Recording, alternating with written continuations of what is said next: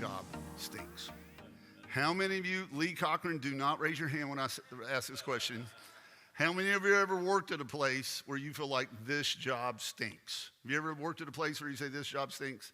Some of you might be in a spot right now where you say this job stinks, okay? For some of you, your job might be being a wife right now, and you're thinking, my job as a wife stinks, okay? My husband stinks. My middle school boys stink. Every mom has said that at some point, okay? So if so, this job is for you. You know, you may work in an environment where God is rarely mentioned. You might work in an office where biblical truth is mocked, where they ask you to wear certain flags or stickers. You might be a student sitting in a classroom where your beliefs are portrayed as ignorant or backward. You might live in a neighborhood where spiritual darkness is the norm. And sometimes we wonder, man, can I still live out my faith in an environment such as this? Okay? Let's go back and set up the context of the passage. It says, in the days of Ahasuerus, also known as Xerxes, the Ahasuerus that reigned from India to Ethiopia over 127 provinces. It's what we would call nation states back in the day. In those days, when he sat on his royal throne in Susa, the citadel. Now let's see where that is, okay? So it went all the way from over what is modern day India, okay? All from the Indus River Valley over here in the east, all the way over to northern Macedonia, what we say today, that's northern Greece, okay? And down here is Susa, the southern capital back in the day, okay? And this is where the king is based at that time, and he's wanting to take his nation that way, and it's already the biggest nation as far as landmass goes, empire the world has ever known to this point. And now he's wanting to take it all the way up into Europe, okay? Northern Africa, he's ruling over there. Here's where modern Susa is. Here's the main highway, okay? And King Xerxes, Ahasuerus, is bringing in all the royal leaders from these 127 provinces, talking about we want to expand, we want to have more than 127 provinces.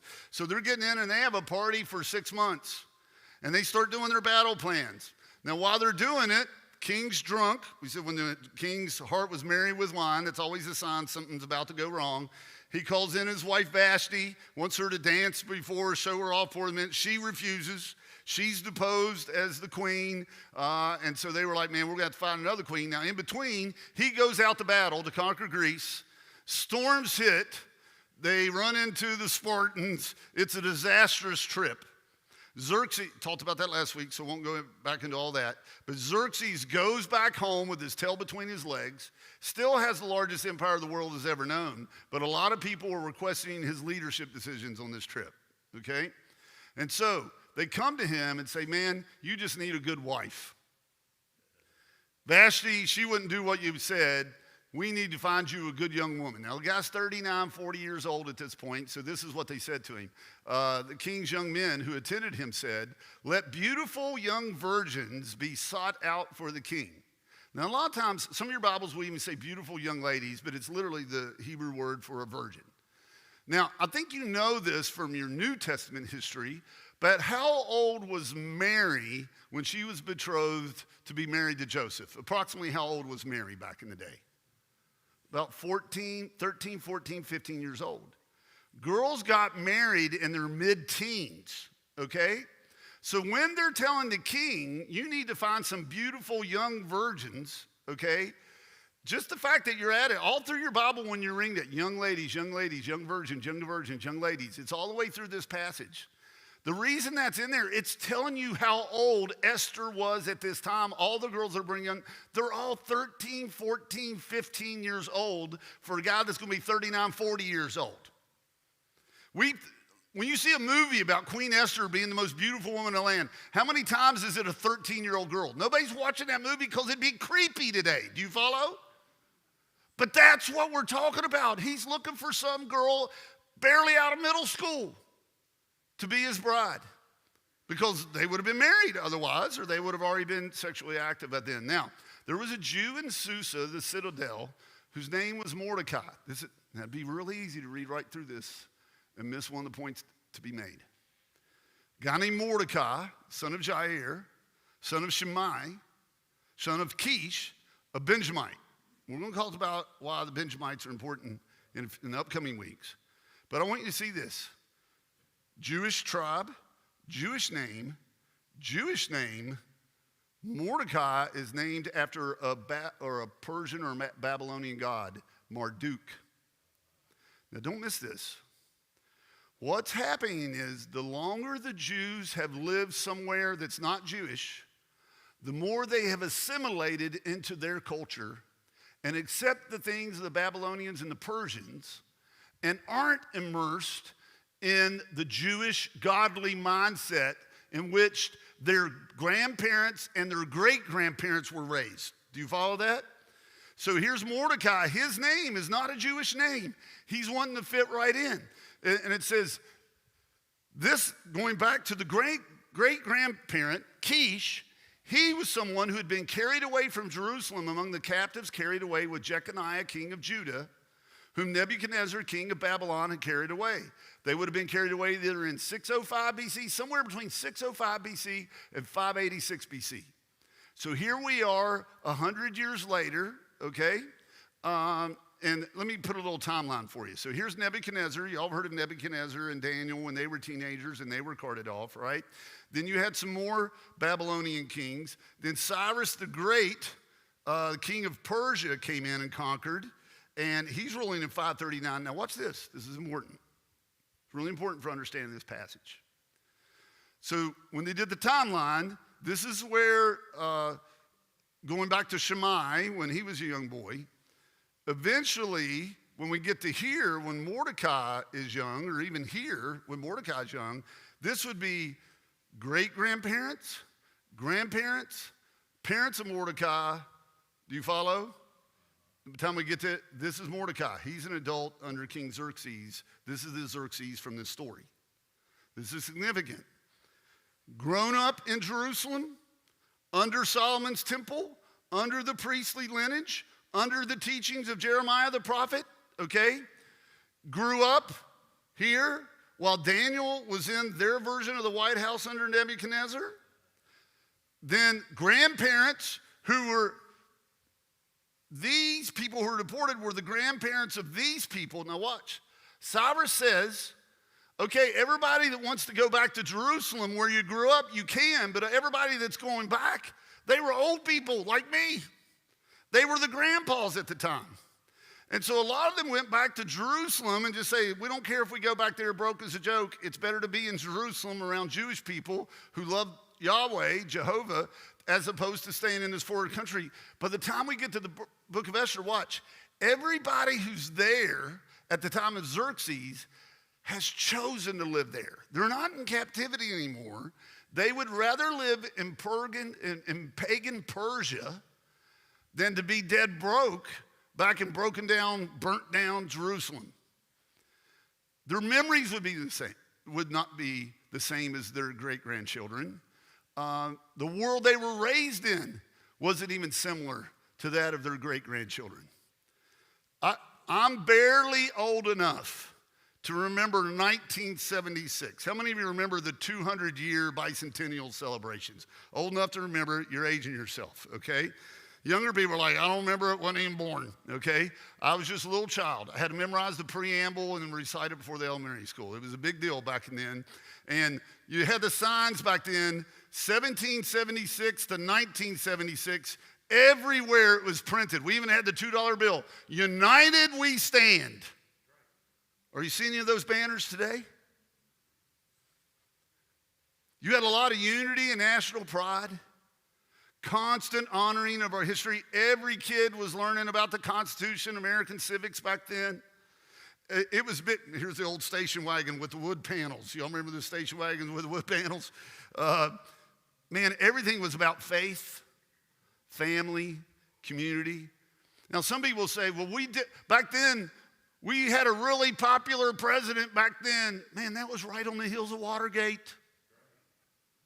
Everybody hated Nixon, and Ford was only in there because Nixon quit. profoundly unpopular. We're just coming out of Vietnam, for heaven's sake. But yet the people, Democrat, Republican, independent alike, stood under the same banner, under the same flag, and said, "United we stand." It was a different world. We were supporting our troops. We were taught self-reliance and hard work. United by a heritage, united by our faith. How many, I could bring you up on stage, but it would just take too much time, okay? If I would bring somebody up here in their mid-60s, if you're in your mid-60s, how many of you remember teachers or principals praying in your schools and at graduation service? Raise your hand if you're old enough to remember teachers and principals praying in your school services, okay? Now, if you're in your mid-40s, maybe you remember that from when you were a child. But man, if you were a college student today and you were like, "Hey, you remember that time your principal prayed in class?" And if you're a college student, you're like, "No, never happened." Now, I'm not saying this as a sermon to hearken into yesteryear and wishing we could go back in a time machine like Doctor Who or something. Like, listen, I am not saying that at all. We live in the world we live in, but I just want you to understand, college students of today do not have the worldview that people who are in their mid-60s or older have. They were raised in a completely different culture. You have media. There's constant mistrust. People under 45 don't trust authority in general. You got everything's technology and digital life. Everything's about future focus. More diverse country than ever, but maybe as divided as we've been since the Civil War. A lot of claim for social justice, climate action, equality for all. Like, these are the themes in 2026, directly contrasted 1976. Why do I share this with you? I want you to understand Mordecai's mindset, Esther's mindset, was far more like the mindset of people in their 20s today versus the mindset of people in their 60s today. The people in their 60s are wanting to go back to the Jerusalem of old. Mordecai's not thinking that way. Mordecai has chosen, I'm going to stay here in Persia, and while I am a Jew, I'm going to learn how to run a business here where the economy is good. Got to have the mindset of the people to understand this passage. Now, he's bringing up a girl named Hadassah. Now watch, don't miss this. I want you to understand this about Hadassah. Her name becomes Esther in the Persian court. That's a Persian name. But Hadassah is a Jewish name. What does that mean? Her parents were still calling her a Jewish name, even though she was in a culture that was anti-Jewish. They still were tied to their faith, but something happened to her parents. So her Persian name, Esther, which means star. She's the daughter of his uncle, okay? They're cousins. For she had neither father nor mother. The young woman had a beautiful figure and was lovely to look at. And when her father and her mother died, Mordecai, her cousin, took her as his own. Now, he's older. He's old enough to take care of her. Now, it's noticing here, like, here's this 15-year-old that, as we would say back in the day, she's beautiful in every way, okay? Start to say a couple other things I'm not going to say in church, all right? So, when the king's order and his edict were proclaimed, hey, we're looking for a new wife, and she's got to be 15 or under. And when many young women, there it is again, young, king liked them young, were gathered in Susa the citadel in custody of Haggai. Watch this. Don't you know in that Persian culture, a lot of the men in that culture were volunteering their daughters to go? Like, hey, take my 15-year-old girl. That would be awesome if she could be the queen. No Jew would have done that. And while a lot of people were volunteering, I'd love to be the next queen. I'd love to take my daughter, go. Maybe she could be the one. Wasn't that way for Esther. You can just see she's just sitting out. Everybody knows how beautiful she is. But one day, some soldiers are going by. She was taken. Don't miss that in this story. She didn't volunteer. She was taken to the king's palace and put into custody of Haggai, who had charge of the women. Now, he's one of the king's eunuchs. He's been castrated, so he can't mess around with somebody who might end up being the king or carrying the king's child. So here's this 15-year-old girl. Now, just please put yourself, when we read these stories, into these people's places. It helps us understand what they were dealing with. Here's a girl, 14-year-old, 15 years old. She's an orphan. She's already lived through the death of her dad and then the death of her mom. Her life is a tragedy no matter what else happens at this point. And then we're taking you out of your Jewish home, out of your Jewish faith, and you are going to end up having to basically prostitute yourself to a 40-year-old man. This is a dark story. We sensationalize it. We make it like it's okay, or look at how great it was for Queen Esther. She's 15 years old. She's lost everything.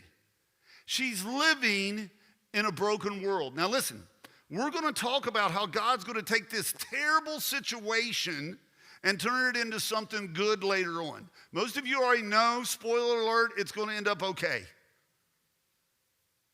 But it's not okay when she's taken. We act like, well, it was cultural back then. No, it is wicked. It is awful what has happened to this girl. And sometimes, man, we can just Pollyanna these stories, and we can talk about, man, you just got to trust God. It's going to be okay.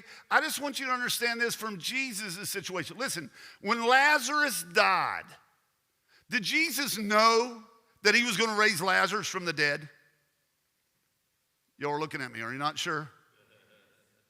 No, he told his disciples, even while Lazarus was sick, this sickness won't end in death. Jesus knew it was going to end up okay. Jesus knew Martha and Mary were going to get their brother back. Jesus knew he was going to be celebrating new life for many months to come with his good friend Lazarus. But when Jesus sees the broken hearts of Mary and Martha, we get to the shortest verse in the Bible, but it tells you everything. What is it? Jesus wept. Let's not think for a second. Listen, when somebody finds out they've got stage 4 cancer, you never want to say to them, you know what? Well, God's sovereign. It's going to be okay. God's in control. Yeah, man, that's easy for you to say. You're not going to lose your mom in 6 months. And in this case, it literally is statutory rape. And it's so easy to look at this passage and say, man, look how God's working. He's doing miracles in the life of Esther. He's going to promote her to be queen. No, she's going to have to prostitute herself to a man 40 years old at the age of 15 after she's lost her mom and dad. She's been taken away. She didn't volunteer for this. It's sex trafficking. And so the easiest thing to do from our past religious positions when people are going through situations like this and say, watch how God's sovereign hand worked. But just remember, Jesus knew how God's sovereign hand was going to work, but it didn't stop him from weeping when he saw the people were going through their pain. So Jesus is watching what's Esther. If God's in control, it's going to be okay. No, God weeps when he sees Esther being taken away. But while God is weeping, listen, he's always working. He never stops working. The young woman Esther, she pleased the eunuch. Nothing sexual here. Remember, he's been castrated. And he won his favor. And he quickly provided her with cosmetics and her portion of food. And I want you to understand this. She could have gone in there and been pouting, crying, acting depressed, walking around every day like this stinks, I'm going to the garden, eat the worm. Like what had happened to her was absolutely terrible. But she went in and said, man, as stinky as this job is, as perverted as this job is, I'm still going to go in here and try to make lemonade out of lemons. Can you imagine a 15-year-old girl having that type of perspective? I'm going to go in here and make the best of this really bad situation. And because of her attitude in among the girls, not just because of her beauty, she is recognized as someone who is blessed and highly favored. I want to say to all of us, when you're in a terrible job, when you're in a bad marriage, when you're in a team where the coach doesn't notice you, when you're anywhere and you're like, man, this is not a good situation, just remember from God's perspective, every day is a job interview. I can't tell you how many people I've known who have gotten a job somewhere down the line. Just happened to my son. He was working a law firm down in Birmingham. He's just working, and he keeps his head down. And this guy goes to help start a new law firm across town. And he took one attorney from his previous firm with him, and that was my boy. It's the only one.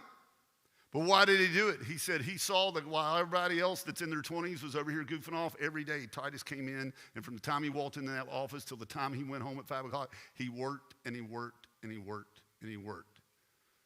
Now he got a big promotion, and he's got a really nice spot that he's in now. Why? Because every day is a job interview. It's something I told him his entire life.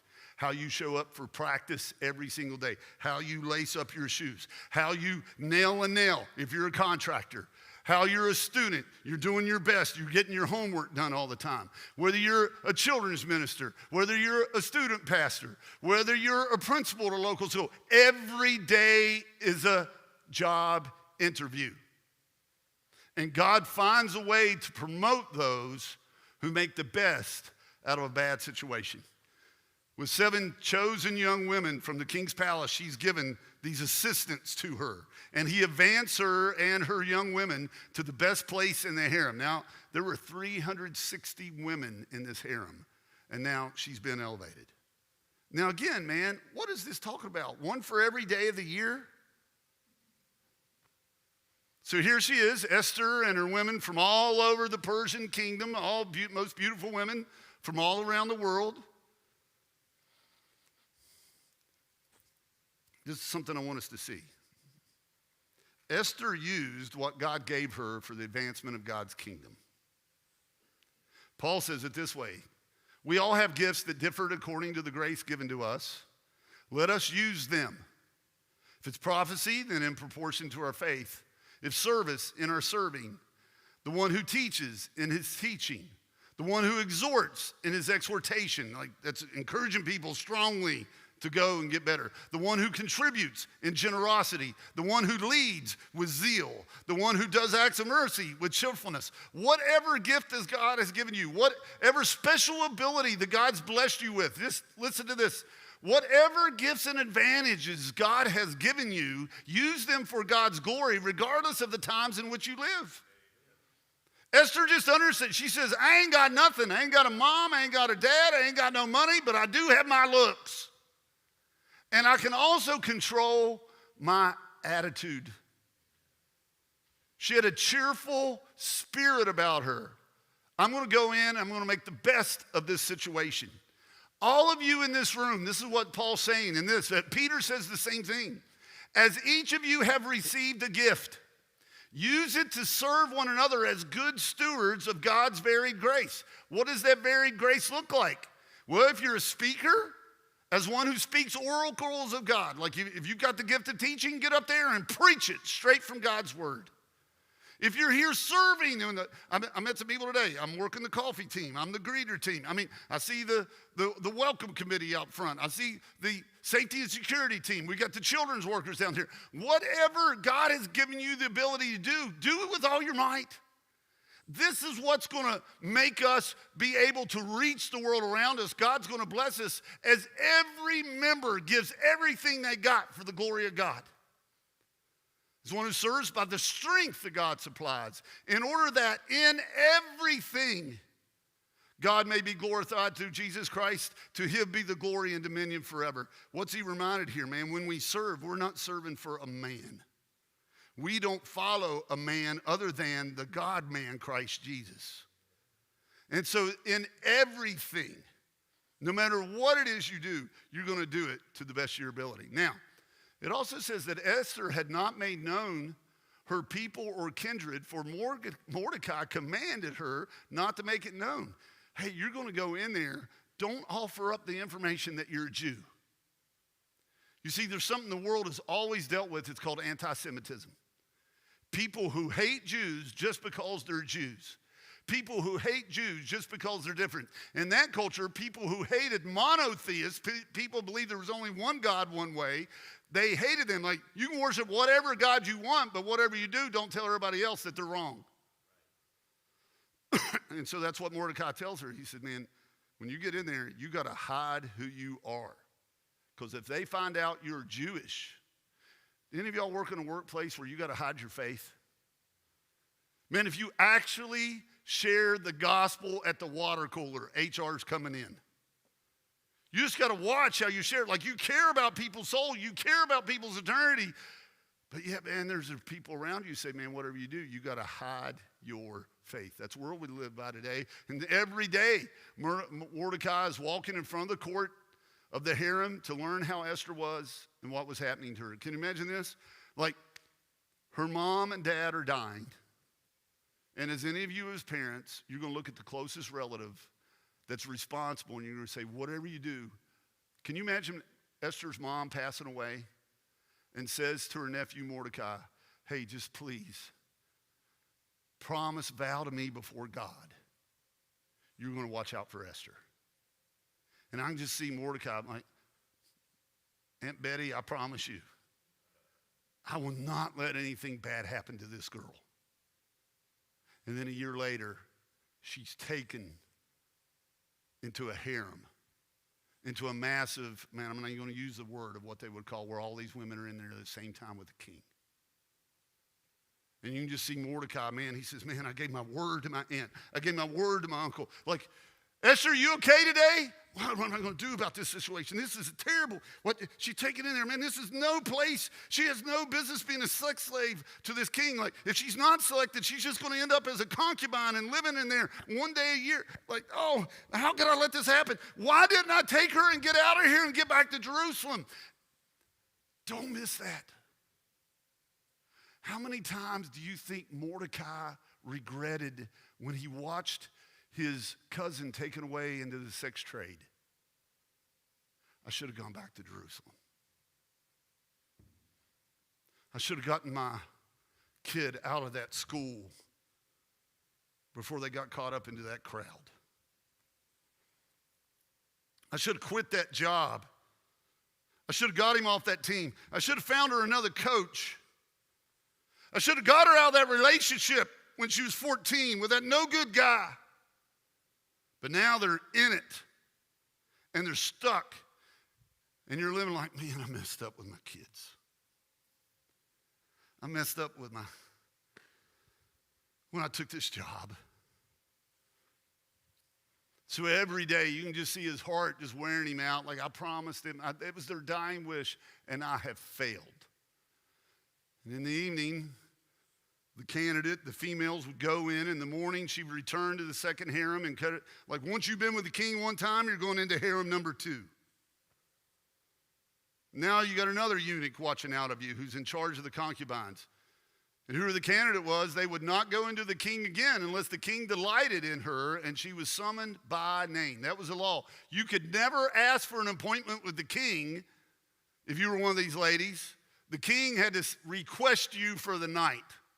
And then you just had to jump up and be ready. Now, when the time came for Esther, it was her turn.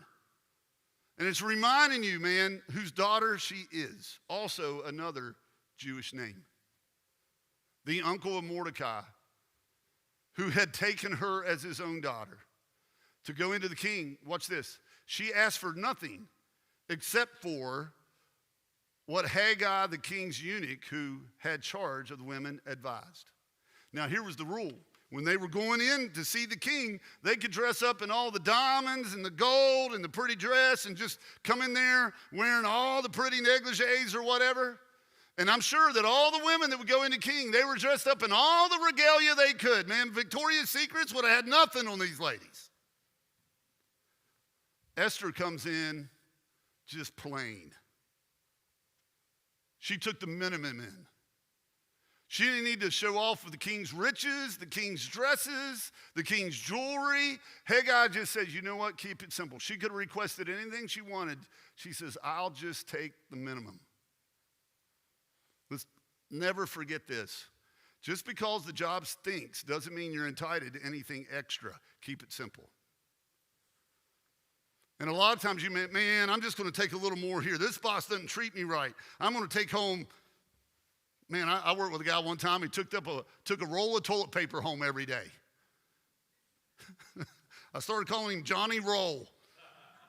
Here goes Johnny Roll. And I'm like, Johnny, what are you doing taking toilet paper home? He said, man, they don't pay me enough here. This is the way I take care of my family. A roll of toilet paper? Like, how much toilet paper are you going through, Johnny Roll? Man, so many times, man, you can work for the boss and you feel like you're undervalued, underpaid. Drew runs a business over here.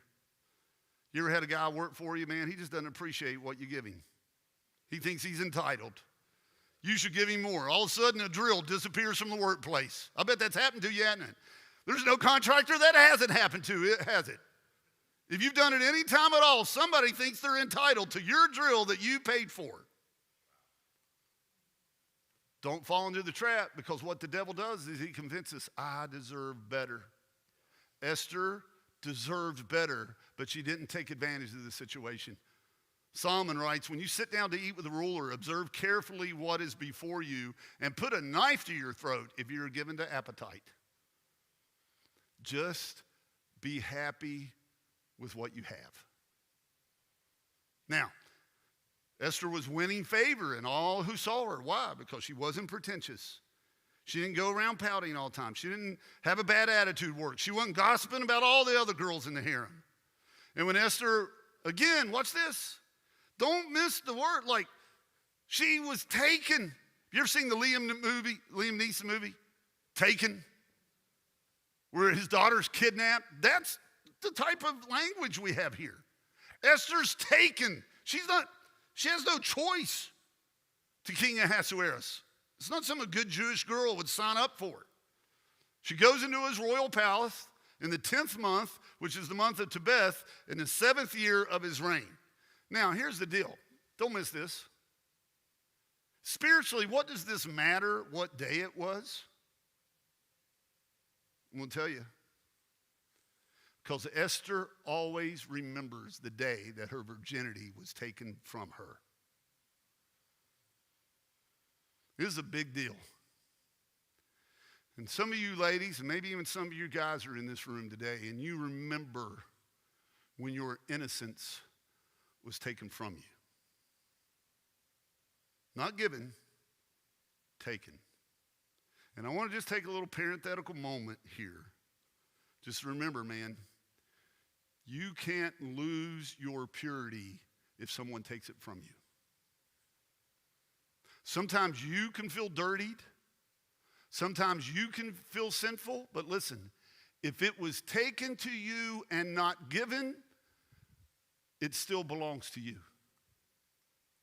Esther was as pure after this night as she was before this night. And the world would say, because she's not pure anymore, now she goes into harem number 2. She's in the concubine room. She's not one of the virgin girls anymore. She's damaged goods. And I can't tell you, for someone who's a youth pastor 20 years, how many girls that something was taken from them, and then all of a sudden, because they feel like they don't deserve a good guy anymore, they just start giving it away. You feel like you're soiled. I'm not saying that they should feel that way. I'm just telling you, from all the times these girls have talked to me, that's how they feel. I'm dirty. I'm broken. No man will ever want me. And so you settle. I just want you to understand, man, Jesus does not see you as second class.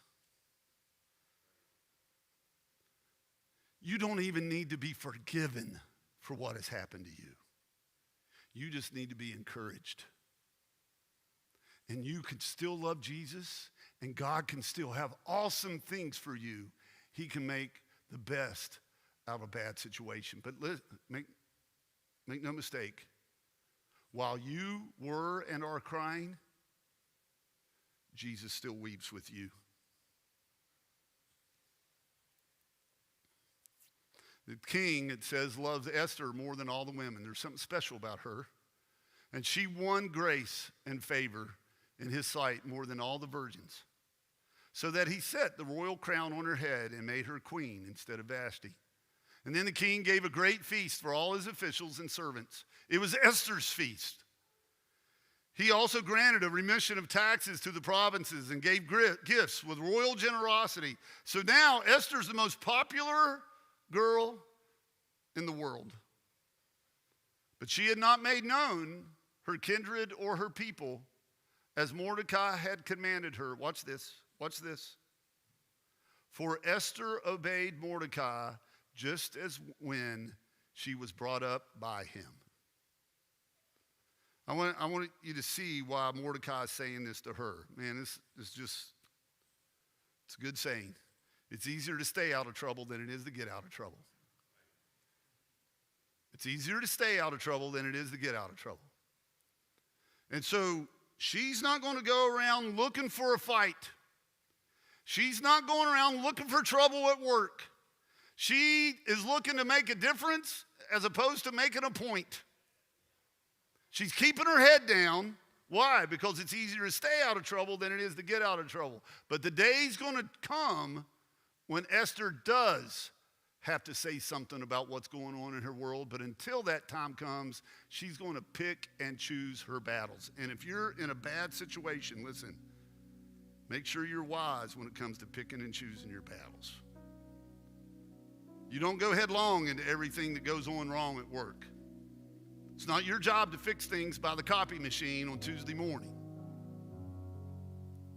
Your job is to show up and be faithful and keep a good attitude. And no matter what bad situation that you found yourself in, just understand this. You were made for more than this bad situation you're in. And while Jesus weeps for what you are going through, what you've been going through, if you keep your integrity, he's going to make you into something great. We'll close with this verse today from Luke 16:10. Jesus says this, and this is so true about Esther. One who is faithful in a very little is also faithful in much. When she was 14, she wasn't a rebellious teenager. She stayed faithful. You know what? Mom and dad passed away. She could have been rebellious. She could have been angry. She could have been bitter, but no. She says, you know what? Mordecai's taking care of me. I'm gonna make the best of this situation. And because she was faithful in that, scriptures tell us that while she's in the king's harem, she's still doing that.